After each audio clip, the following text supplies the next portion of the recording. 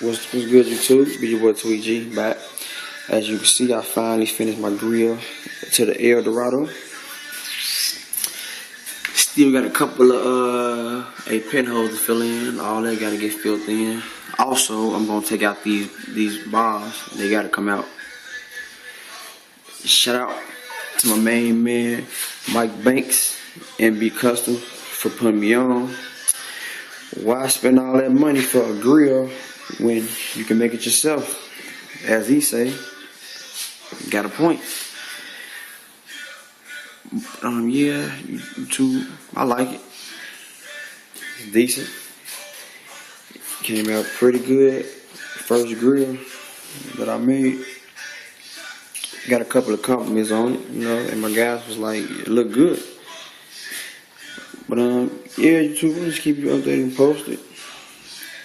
Finally finished the grill, so what I'm gonna do now is fill in all the little pinholes, sand it back down, prime it up, paint it, and take them bars out, cause the bars gotta come out.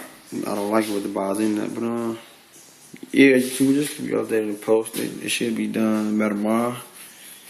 But till then, I'm out.